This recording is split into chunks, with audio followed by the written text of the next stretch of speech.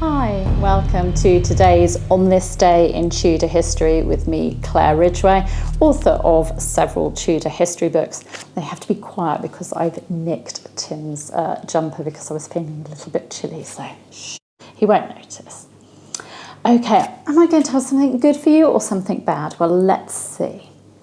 On this day in Tudor history, in the reign of King Henry VIII, the 8th of November 1528, at Bridewell Palace, King Henry VIII made a public oration, a speech to the nobility, judges and councillors and diverse other persons to explain his conscience, his troubled conscience regarding the lawfulness of his marriage to his first wife, Catherine of Aragon.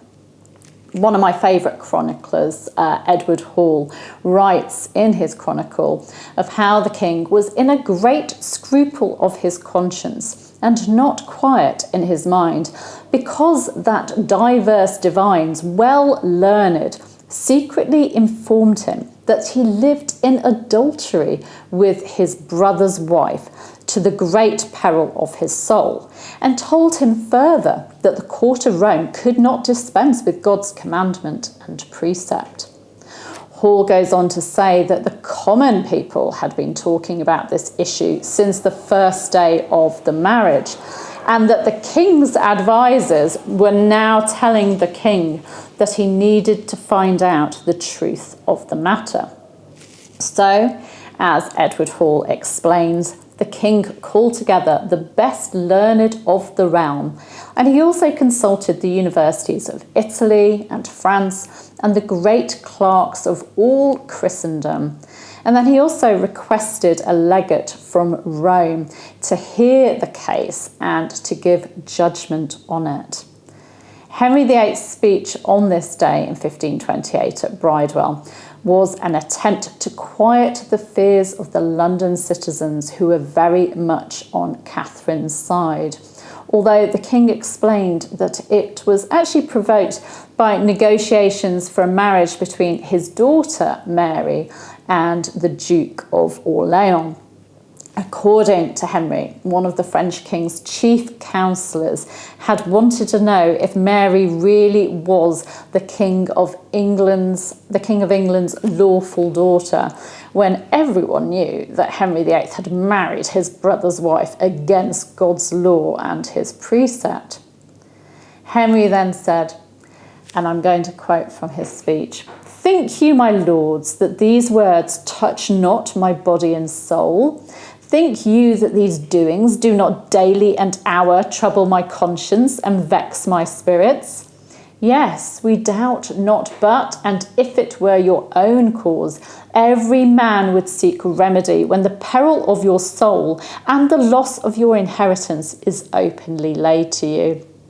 For this only cause I protest before God, and in the word of a prince I have asked counsel of the greatest clerks in Christendom, and for this cause I have sent for this legate as a man indifferent only to know the truth and to settle my conscience, and for none other cause as God can judge.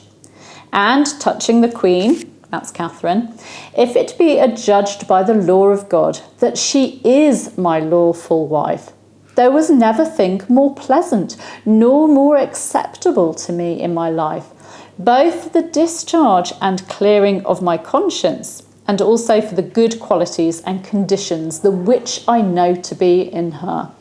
For I assure you all that beside her noble parentage, of the which she is descended, as you all know, she is a woman of most gentleness, of most humility and buxomness, yea, and of all good qualities appertaining to nobility. She is without comparison, as I this 20 years almost have had the true experiment, so that if I were to marry again, if the marriage might be good, I would surely choose her above all other women. But if it be determined by judgment that our marriage was against God's law and clearly void, then I shall not only sorrow the departing from so good a lady and loving companion, but much more lament and bewail my unfortunate chance that I have so long lived in adultery, to God's great displeasure, and have no true heirs of my body to inherit this realm.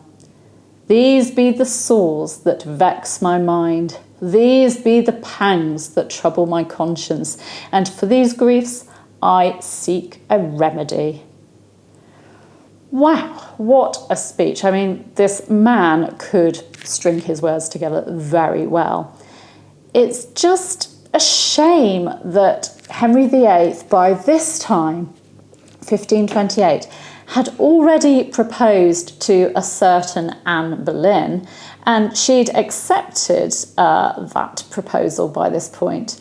And Henry had no intention of staying married to Catherine. He was looking for a way out. He was looking for an annulment. And when I look at these words, and especially reading them out loud like I just did, I do wonder what on earth Anne Boleyn thought of this speech when he's praising Catherine to the hilt and saying that if it's found that this marriage is good and valid, then of course he'll be, so delighted, and there's no better woman than Catherine. Yes, what did Anne Boleyn think of all that? Some great acting, I think, from Henry VIII on this day in 1528. Thank you for joining me. You can subscribe by clicking around about there. There's that big subscribe button.